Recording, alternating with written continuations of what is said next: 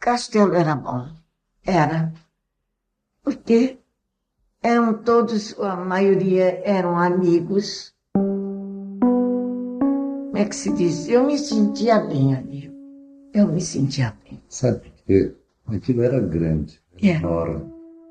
E as pessoas se davam como se fosse da própria família. Família, E, como era grande, muito grande, tinha de um tudo. Coisas que não tivesse ali, garotos iam buscar lá embaixo. Né? Mas a amizade que tinha muita amizade lá. era uma amizade sincera. Sincera. Falta hoje é essa amizade sincera. Que não existe mais. Acabou.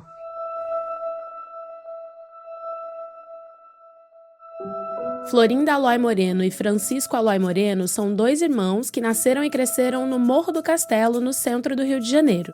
Exatamente 100 anos atrás, o morro sumiu do mapa carioca. Florinda tinha 20 anos e Francisco tinha 12. O tempo passou, as lembranças ficaram guardadas e numa quarta-feira, dia 30 de outubro de 1985, eles abriram todas as gavetas da memória para gravar um depoimento histórico no projeto Arquivo Vivo do Museu da Imagem e do Som. Foi esse áudio que você ouviu na abertura e vai ouvir muito mais porque ele não acaba ali. O morro não tá mais lá, o casal de irmãos também não. Mas essas recordações vão guiar a gente numa viagem de um século para recriar um pedaço importante do Rio que desapareceu praticamente sem deixar vestígio. Eu sou a Gabriela Montoni, historiadora e apresentadora do podcast Rio Memórias.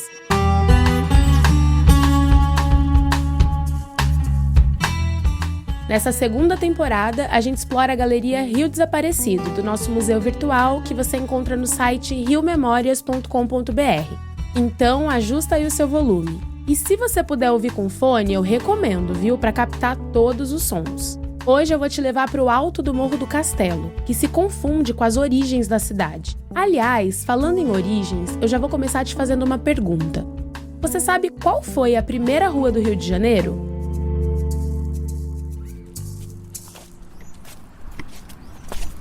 Capítulo 1 – O começo de tudo. É aqui, primeira rua do Rio de Janeiro, Ladeira da Misericórdia, que nem era ladeira, né, na época, era Rua da Misericórdia ainda, né? Muito doido, né? Saber que ela ainda tá aqui de alguma maneira, mesmo que seja só um pedacinho dela. E, assim, pela aparência dá pra ver que tá meio largado, assim, não dão a devida importância histórica, né? Assim, a rua ela é toda de pedra, né? E aí tem capim nascendo. Tá bem largado, tem uma caixa de CD aqui no canto da rua aqui, não sei, talvez esteja aqui desde aquela época, né? 1967. Quem ouve CD hoje em dia? A gente vê um muro com pichação, liberdade para os do centro. Daniel, te amo, tem ali também. Verdade. 2019. Tem que atualizar. Naquela época não tinha pichador, com certeza. Agora, é engraçado porque antes de existir rua, né, essa foi a primeira rua do Rio, os indígenas se locomoviam por umas trilhas, né, que eles chamavam de peabirus, e 2 dessas trilhas passavam bem perto aqui, né. É meio doido você ficar tentando imaginar onde era, né, por onde passava, porque era mata, e eles iam abrindo esses caminhos na mata, os tupinambás, para ligar uma aldeia a outra. Então, eu tô olhando aqui em volta tentando imaginar por onde passava, né. E os portugueses, eles aproveitaram, né, esses caminhos ancestrais. O que os portugueses não aproveitaram, né? É verdade. Rindo pra não chorar. E ó, primeira vez que parte da equipe Rio Memórias se encontra para fazer gravação, Que um momento isso? histórico. O que você faz no Rio Memórias? Eu sou a Jamília Bollet, eu sou produtor e faço as entrevistas do Rio Memórias, de vez em quando... Canta também, de vez em quando. Acontece. Gravo umas coisas aí que me deixam um pouco envergonhado. Eu sou o Rodrigo Alves, eu escrevo os roteiros e mando pro Thales ver se tá tudo direitinho e faço a coordenação da produção. Eu sou o Thales Ramos, o Rodrigo já deu spoiler aqui, né, da minha função, eu supervisiono os roteiros dele. Mas é isso, vamos dar uma circulada aqui, ver se a gente encontra mais alguma coisa. Enquanto isso, vamos devolver pra Gabriela, né? Gabi, vai contando essa história aí pra gente, que a gente tá curioso pra saber um pouco mais. Dá tchauzinho aí pra Gabi, vai. Valeu, Gabi, um beijo. Tchau. Boa. Igual criança, né? Quando fala, dá tchau pra tia. Pronto, a gente já viu que a quinta série tá on e foi gravar lá na Ladeira da Misericórdia. E pelo visto a bagunça foi boa, né? Gostei. Daqui a pouquinho eu chamo vocês de novo. Mas vamos lá, deixa eu resumir aqui essa história das origens do Rio de Janeiro. Quando os europeus invadiram o Brasil, a região da Baía de Guanabara era toda habitada por indígenas. Os tupinambás estavam por ali e a primeira metade do século XVI foi de conflito pesado com os portugueses. Aliás, tinha indígena dos dois lados. Os portugueses se juntaram com os temiminós e os franceses se aliaram aos tupinambás. Em 1565, o Estácio de Sá ergueu um povoado entre os morros Cara de Cão e Pão de Açúcar. Era a fundação da cidade de São Sebastião do Rio de Janeiro.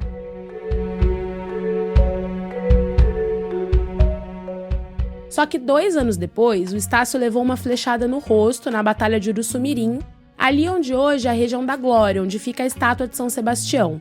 Ele morreu 1 mês depois da flechada por causa de uma infecção. Aí o tio dele, o Mendes Sá, que era o governador-geral, transferiu aquele assentamento inicial do sobrinho para uma elevação batizada de Morro do Descanso, com uma vista ótima para se defender de possíveis ataques. Estava decidido. A cidade seria construída a partir daquele lugar. Escolhi um sítio que parecia mais conveniente para edificar nele a cidade de São Sebastião, o qual sítio era de um grande mato espesso, cheio de muitas árvores grossas, em que se levou trabalho em as cortar e a limpar o dito sítio, e edificar uma cidade grande, toda cercada de muro por cima, com muitos baluartes e os fortes cheios de artilharia. Esse aí é o Mendes Sá. Quer dizer, esse é o Rodrigo gravando um trecho de um documento deixado pelo Mendes Sá naquela época. Tinha uma muralha enorme para proteger o morro, com canhões apontados para tudo quanto é lado. Ou seja, o berço da Cidade Maravilhosa já era motivado pelo conflito. Um lugar desde sempre marcado pela violência. A imensa violência que sempre teve por trás da história do Rio de Janeiro, talvez, não sei se existe uma cidade que possa ter uma história tão violenta como a nossa. Esse é o escritor Alberto Mussa, autor do livro A Primeira História do Mundo, que aborda o Morro do Castelo e integra o Compêndio Mítico do Rio de Janeiro. É uma série de 5 romances que investigam a formação e a evolução da cidade através dos séculos, a partir de crimes reais ou fictícios. Uma cidade que já nasceu na guerra, nasceu por causa da guerra, continuou em guerra durante quase 100 anos. Além da Florinda e do Francisco, o Alberto Mussa também vai ajudar a gente a entender melhor esse cenário, que tem muito de beleza, mas também tem muito de brutalidade. Escravização de indígenas, escravização de africanos, é o inferno. E hoje é isso que a gente também experimenta aqui no dia a dia. É uma cidade muito violenta e muito desigual. Então, acho que essa era mostrar esse nascedouro da cidade nos seus vários momentos, que eu acho interessante. Mas falar do contemporâneo não me atrai tanto. Então, você está no lugar certo, Mussa, porque hoje a gente quer desvendar esse nascedouro do Rio, desde o Morro do Descanso, que pode ter recebido esse nome pela trabalheira que deu para conquistar aquela área de 185 mil metros quadrados, ou por ser muito íngreme, com 63 metros de altura. Então, quem subia tinha que dar uma descansada lá em cima. Mas o fato é que esse nome mudou rapidinho depois da construção do Forte de São Sebastião, que o povo chamava de Castelo. Então, como você já deve ter desconfiado, o que era o Morro do Descanso virou Morro do Castelo.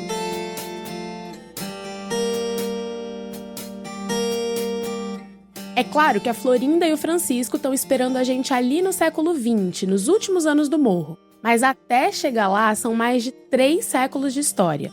Logo de cara surgiram as primeiras edificações administrativas, militares e religiosas. A Câmara e a Cadeia, o Reduto de São Januário, a Igreja e o Colégio dos Jesuítas. Aliás, a Companhia de Jesus era a irmandade mais rica e poderosa da colônia, com um papel central na colonização.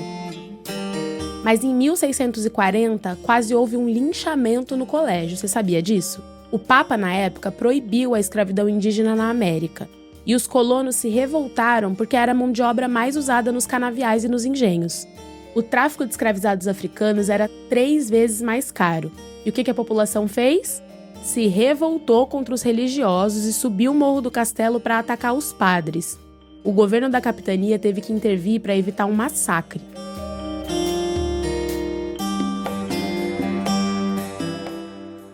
Com o tempo, a cidade começou a crescer e se espalhar.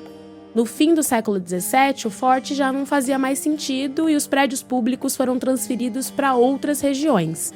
No século XVIII, o Marquês de Pombal, principal ministro da época, tinha a missão de modernizar a administração do reino. Como os jesuítas estavam acumulando muito poder, foram declarados inimigos da coroa portuguesa. Tiveram que abandonar o morro às pressas. E olha, dizem que eles deixaram para trás alguns tesouros. Mas daqui a pouco a gente fala disso. O fato é que as representações de poder migraram do morro para o chão da cidade, ali no centro mesmo. Você consegue visualizar onde ficava o morro?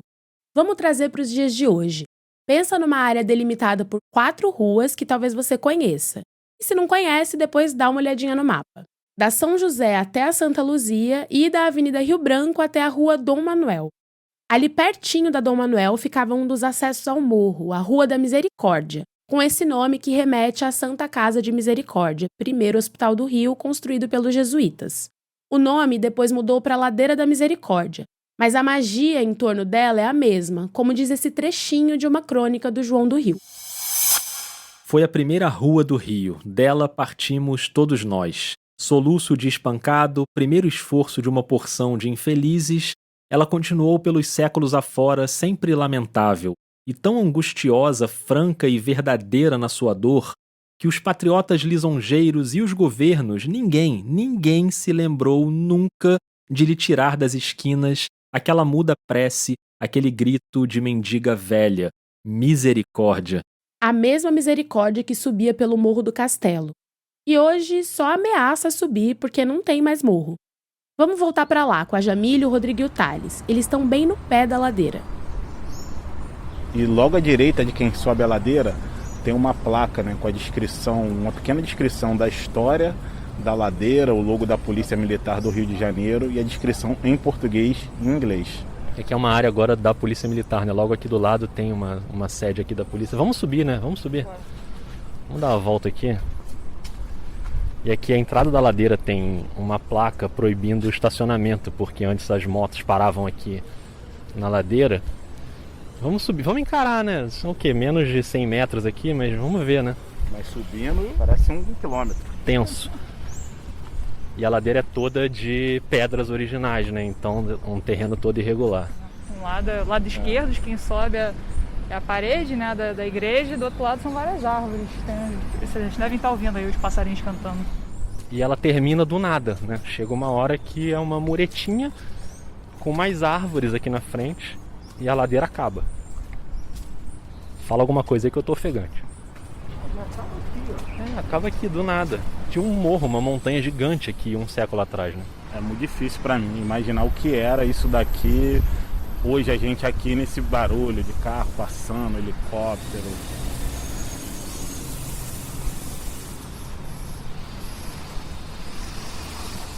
Capítulo 2. Das procissões ao carnaval. O castelo era composto de uma só família, em virtude da vizinhança, serem todos amigos, todos se davam muito bem, enfim, era uma família só. E é para esse lugar que a gente vai agora. Eu te convido para voltar até algum ponto ali no comecinho do século XX, quando Francisco era uma criança e a Florinda era uma adolescente. É com a ajuda desse registro raro, na lembrança e na voz de 2 moradores originais, que a gente vai recriar o Morro do Castelo. Como é que eram as casas lá? Tinha casa, algumas eram, mas também tinha muita casa bonita. Geralmente daqui é sobrado? Não. Sobrado tinha, mas era mais... Eu posso até contar quantos sobrados tinha. É. Ali ao lado do Colégio Carlos Chagas, tinha 2 andares. Onde nós morávamos lá na Rua do Castelo, em frente ao Pau da Bandeira, também. Sobrado. Casa da Dona Antonica, também na Rua do Castelo, sobrado. E mais nada. Eu vou colocar de novo na conversa o Alberto Mussa, porque nas pesquisas para os livros ele também foi mapeando o morro a partir dos registros da época.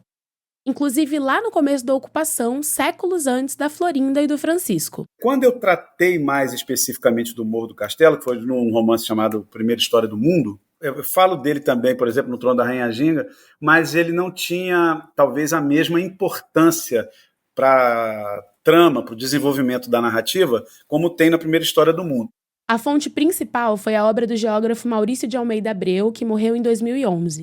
Um ano antes, ele tinha publicado o livro Geografia Histórica do Rio de Janeiro. Ele condensa todas as fontes, discute todas as fontes sobre a geografia da cidade no século XVI. Então, por isso, ali todo o crédito é dele. E o que sobra de espaço na pesquisa dá para preencher com um pouquinho de imaginação. Para um escritor, esse material é ouro. A partir daqueles registros, ele foi criando cenários, foi dando nome para as ruas. Então, o Morro do Castelo tinha 3 ruas. Então, essas ruas, é que eu fui chamando, né? A rua direita, que normalmente se dava esse nome, a rua travessa, que é a transversal, e a terceira rua é a rua de trás. É a última, que fechava o triângulo. Então, assim, exatamente como é a reconstituição dele, é uma reconstituição geográfica muito precisa e tudo, eu me baseei nela, mas eu tive que fazer as minhas adaptações, então inventar as casas. E aí você vai seguindo uma espécie de princípio que eu acho que norteia tudo, né? Na rua principal você vai ter as casas públicas da governança, a Câmara Municipal, você vai ter o depósito, a fazenda, como eles chamavam, onde tem a cadeia embaixo da Câmara, e aí você tem a igreja, tinha o Colégio dos Jesuítas, que a gente sabia onde se situava, porque ali era um lugar mais bem descrito, né? O colégio que os jesuítas fundaram. Tempos depois, no século XX, essas instituições não funcionavam mais. A Igreja dos Jesuítas virou um hospital e essas sedes do poder público já tinham sido transferidas. Mas o que unia todo mundo era a força das festas religiosas, seja na Igreja dos Guardadinhos, ou a procissão de São Sebastião, ou a Missa do Galo. O povo da cidade subia o morro do Castelo. Subia, entupia o morro para assistir a festa de São Era Sebastião. muito bonito, era alegre mesmo, quando tinha Era um morro procissão. festivo. Eu sempre acompanhei, como também tinha, onde era a véspera de Natal, a Missa do Galo, né? Então faziam aquela procissão à meia-noite em ponto.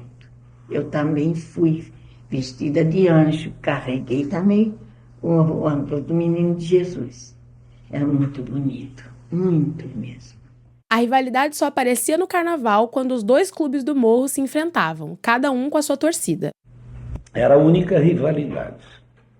Era Um queria ser mais do que o outro. Castelo de Ouro e Prazer do Castelo. Quando chegava o carnaval, havia bofetão. Mas Quando era divertido. os 12 estandartes que tinham 3 metros de altura, Era o alto, bordado grande. era uma coisa... Era coisa fora de linda. série. Então, quando eles se juntavam para se beijar, era difícil pegar um Para se beijo do complementar. estandarte no outro. Quantas vezes juntavam, tome e pau. Mas não era só briga não, tá? As marchinhas de carnaval estavam bem vivas na memória do casal de irmãos, mesmo tanto tempo depois. Eles foram lembrando as músicas, foram se animando com as pastorinhas, com o bloco Filhos do Castelo. Com uma espingarda. Espingarda de prata. A pontaria não era. Pontaria não é. Então, isso eram músicas da pastorinha. E era assim, alas. Como tem hoje alas na escola de samba, tinha alas, as pastorinhas, mas tudo com o que havia de melhor de fantasia. E era no Morro do Castelo. E o Castelo de Ouro também tinha. Também. Preto é tristeza, verde encarnado, esperança e guerra. Os filhos do castelo, com seus caboclos de trás da serra. Quando vem ao longe, vem gritando alerta, ao bela morena, morena bela. Tinha um outro bloco que era feito na Misericórdia. Esse era o bloco Miséria e Fome, que passava lá embaixo, no pé do morro. Tinha um coral de tenores, barítonos, baixos, que lá de baixo, da Rua da Misericórdia, nós ouvíamos no Morro do Castelo. Onde vai o miséria e fome, com tanta pena que nos faz chorar. Que linda noite amena, como é serena, para nós brincar. O Miséria e Fome passava exatamente aqui onde a gente está, e outros blocos, né, também, e Florinda e Francisco dizendo que ouviam lá de cima, né, lá do alto do morro dava para ouvir Em Miséria e Fome me lembro o seguinte, né? Criatividade para inventar nome de bloco não é de hoje. É verdade. Sempre teve. Maravilha, eu já frequentei muito também os blocos. Sei. O carnaval se mistura com a história do Rio de Janeiro, né? Mas se você ouviu a nossa primeira temporada, você sabe que aquele começo do século XX também era um tempo de conflitos.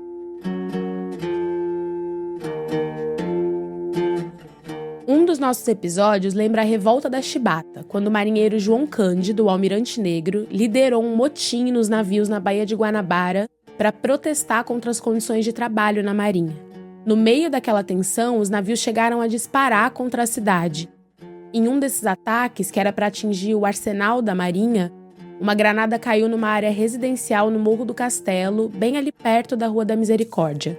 Morreram 2 crianças, a mãe, inclusive, um projétil caiu na casa de uma família.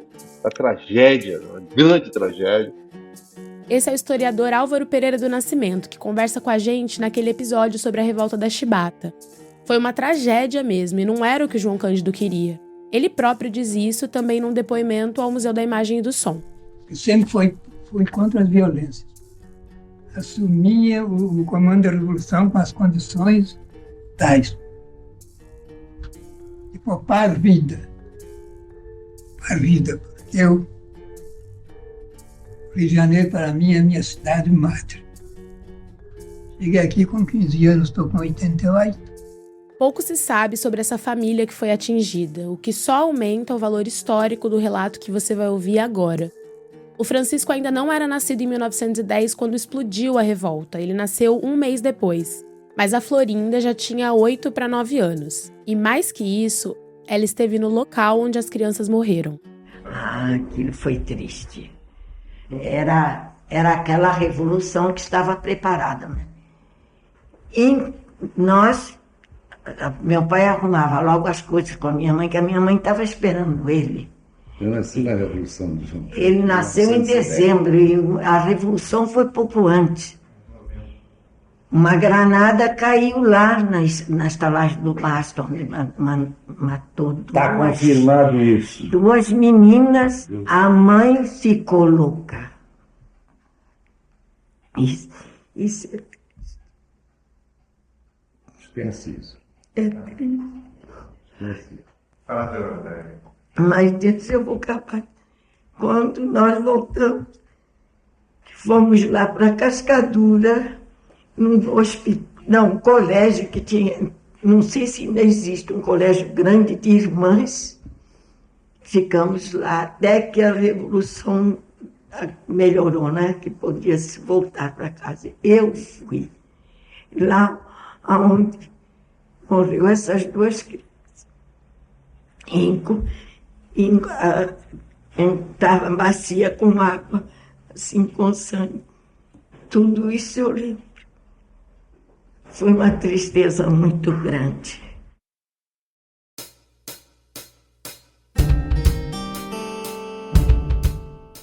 E é impressionante que, mesmo ainda sendo uma criança na época, a Florinda teve a percepção de que João Cândido também ficou abalado com aquela tragédia. João Cândido foi lá em cima no morro depois. Ele foi. Porque foi uma coisa que ele não queria que acontecesse, não. Ele era um revolucionário, mas ele não queria que isso acontecesse.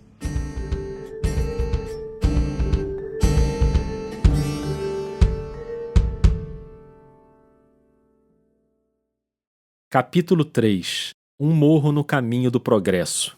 Na época da Revolta da Chibata, em 1910, um pedaço do Morro do Castelo já tinha sido demolido.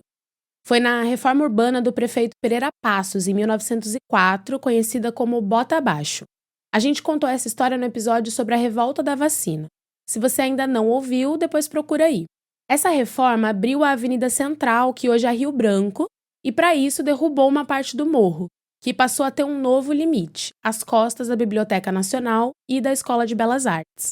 A demolição total começou em 1921. O Rio ainda tentava replicar aqueles modelos europeus de urbanização com avenidas largas. E o morro estava ali, no caminho do progresso. As autoridades tentavam vender o discurso de que a montanha era uma área degradada e impedia a evolução da cidade. Falavam muito na época, durante os jornais, falavam que o morro era uma área degradada, que era uma área abandonada, isso não foi. Não é verdade. Não é verdade. Não é mesmo. E o morro era uma beleza. Era muito bonito, Coisa era muito linda. bom. Enfim, era um lugar de alegria. Esse debate tomou conta do Rio quando o prefeito Carlos Sampaio assinou o decreto autorizando o desmonte, ainda em 1920. Como sempre, a população mais pobre foi ignorada. Uma voz que se levantava para defender as pessoas mais vulneráveis era o escritor e jornalista Lima Barreto. Ouve só o trechinho de uma coluna dele na revista Careta em 28 de agosto de 1920. Todos nós estamos atacados de megalomania. De quando em quando dá-nos essa moléstia, e nós nos esquecemos de obras vistas de utilidade geral e social para pensar só nesses arremedos parisienses, nessas fachadas e ilusões cenográficas. Não há casas, entretanto queremos arrasar o Morro do Castelo, tirando a habitação de milhares de pessoas. Como receberam a notícia? Ai, meu Deus do céu, a gente não queria sair de jeito nenhum, meu Deus do céu, mas tinha que sair mesmo, né? Mas a prefeitura foi lá comunicar? Eles iam avisando de casa em casa. Tinha que se sair. Sair, porque o morro ia ser demolido. Ia ser demolido. Muito antes, eles foram tirar medidas. E diziam, o Morro do Castelo vai abaixo. Ninguém acreditava naquilo. Pensavam que era baixo. Foi não. Foi mesmo. Acontece. Não, eles avisaram só. E a gente... quando eles começaram a demolir... E é que o pessoal tratou de sair. Eles chegavam a dizer assim, olha, amanhã isso aí vai riar. Trata de sair. Do dia para o outro. Quem não queria sair, amanhã ele saía. Tinha, por exemplo, 30 metros de terra. Eles avisaram, amanhã isso vai cair. E caía numa rapidez assustadora, porque o morro não era de pedra, era de terra. Então, a prefeitura instalava umas bombas enormes que puxavam a água do mar. A população de uma determinada área do morro era avisada para sair dali e pronto. Apontavam as mangueiras e os jatos de água faziam tudo desmoronar imediatamente. Era tudo terra, no instante com a bomba d'água, né? Já iniciada a demolição? Quando entraram as bombas d'água, aí o negócio... Era uma bomba enorme, pegava água do mar. Do mar, a água do mar. Aí eles tinham que tirar aquela terra que caía com a água, descia, limpava, aí voltava mais à frente. E as bombas iam caminhando para frente. Você comentou que era feito na mão, 3 ou 4? 3 ou 4 homens segurando, era tipo de um canhão. Sim, era uma boca grande. Então eles seguravam cada força da água que vinha. Segurava aquilo e ia manobrava. Eram manobreiros, mas 3, 4 homens. Me lembro que era garoto que eu vi. Não. Aquele tempo pessoal. Não, e o governo fez o seguinte, mandou construir um... Foi na Praça da Bandeira que eu falei. Quantidade enorme de barracões. Foi. Na Praça da Bandeira. Esquecido, mas então nós, inclusive, saímos um dia antes, porque tão logo nós saímos, aquela parte caiu. A terra que caía era transferida em vagões e usada para aterrar outras partes da cidade, como a sequência da Avenida Beira-Mar que o Pereira Passos tinha começado a construir no início do século XX. A população ia saindo meio às pressas, e por mais que a prefeitura tenha instalado esses barracões na Praça da Bandeira, os habitantes do morro não tiveram escolha, não foram ouvidos. Como de hábito, uma violência com o cidadão mais pobre. E, como lembra o Alberto Mussa, uma violência com a própria memória do Rio de Janeiro. Um crime à memória da cidade, porque não é nada, se você pensar bem, o Morro do Castelo ele foi destruído, foi desmontado, e a terra dele, parte daquelas terras, foram aterrar o outro ponto em que a cidade foi fundada pela primeira vez, que foi a Praia Vermelha ali, aquela área da Praia Vermelha. Então, quer dizer, é uma cidade que foi fundada 2 vezes e destruiu os seus 2 lugares de fundação. É uma coisa inacreditável. É realmente só no Rio de Janeiro. Tem coisas que só acontecem no Rio de Janeiro.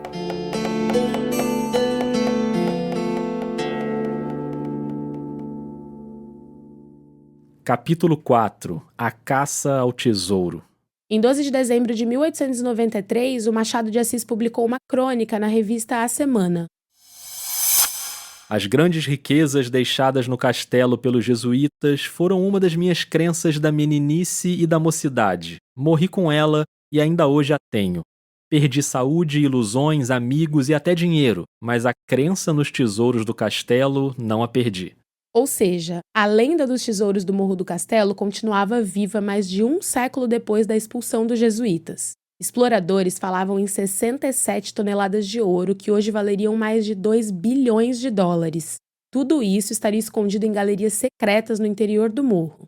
Claro que a imaginação do povo ia longe. Eis que, numa tarde de quinta-feira, 27 de abril de 1905, bem ali na época do Bota Abaixo, promovido pelo Pereira Passos, a coisa ficou mais séria.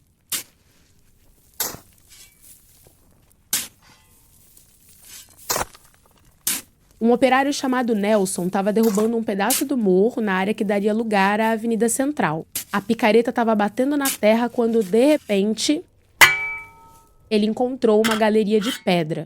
Uma entrada com 0,5 metro de largura, 1,5 metro de altura, avançando para dentro do morro. O Nelson chamou o chefe da engenharia, veio também o ministro da Fazenda e já viu, né? Os jornais todos deram a notícia no dia seguinte. Inclusive o Lima Barreto estava ali como repórter. Enfim, só se falava nos tesouros dos jesuítas. A curiosidade era tanta que o túnel chegou a ser aberto para visitação pública. Com novas escavações, descobriram mais galerias e aí... Bom, em vez de eu te contar, vamos ouvir de alguém que morou lá, né?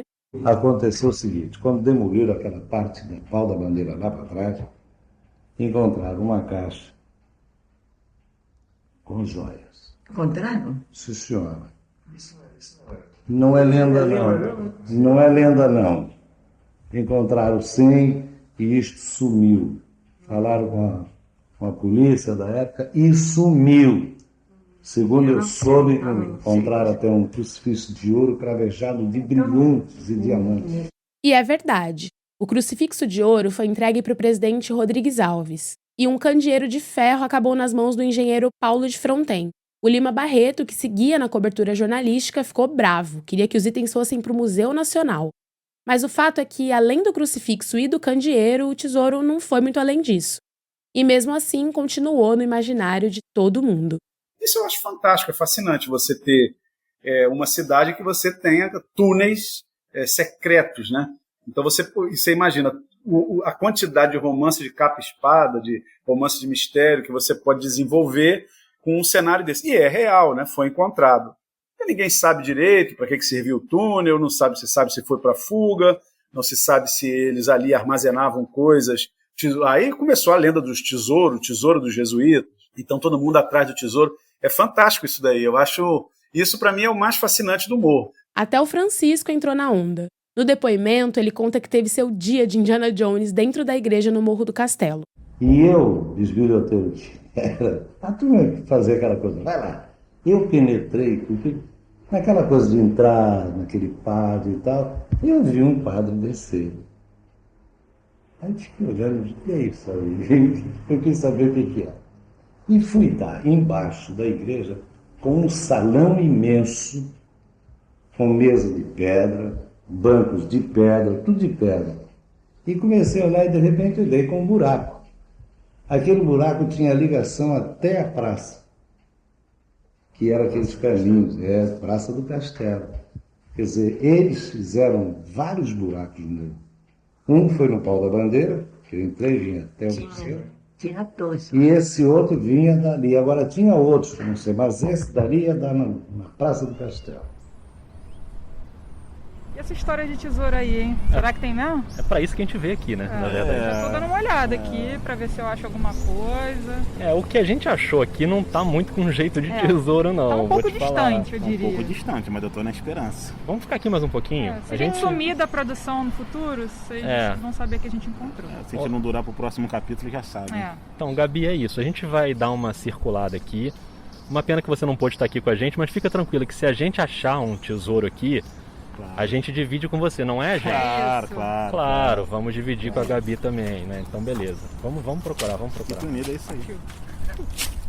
Vocês estão muito engraçadinhos, né? Eu já vi que na próxima vez eu tenho que ir. Não dá pra deixar vocês três sozinhos, não, que vocês já saem caçando o tesouro sem mim. Mas beleza, boa sorte aí nas buscas. E olha, ouro escondido em túnel eu não sei se tem, mas eu sei que, infelizmente, o morro não tá mais ali.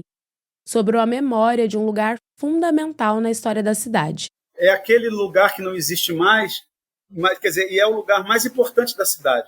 A história do Morro do Castelo é um resumo da história do Rio de Janeiro, é o processo de abandono da história, como se a ocupação do Rio de Janeiro e as pessoas, isso vale, eu acho que até para o Brasil todo, mas no Rio de Janeiro a gente percebe muito isso, as elites que vão compondo as camadas dominantes do governo, econômicas e da cidade do Rio de Janeiro, elas não têm identificação com o lugar onde vivem, não têm identificação com o povo que vive nesse lugar, não se identifica com a cultura desse lugar, não se identifica com a história, e é por isso que ela destrói e destruiu, né, o lugar mais importante da história da cidade, que não existe mais.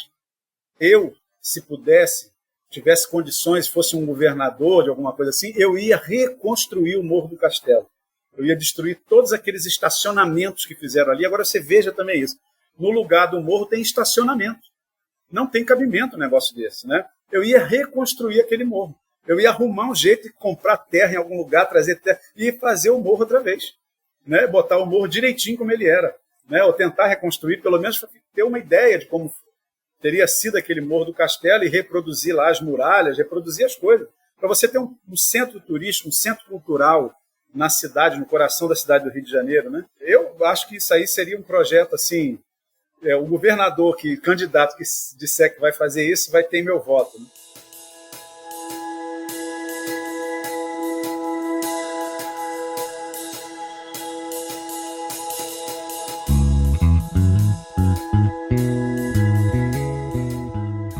E você que ouviu até aqui, gostou desse sonho do Alberto Mussa? Já imaginou o morro sendo erguido de novo, com o colégio, a procissão de São Sebastião, o duelo dos blocos no carnaval? Tenta imaginar tudo isso. E quando você puder, dá uma passada na Ladeira da Misericórdia. Faz uma foto ou um vídeo e marca a gente no Instagram, @riomemórias. Aproveita e me conta o que você achou do episódio. No site riomemorias.com.br você pode acessar a Galeria Rio Desaparecido e várias outras. Procura também os livros do Alberto Mussa. Eu agradeço demais a ele por ter topado ajudar a gente nessa viagem no tempo.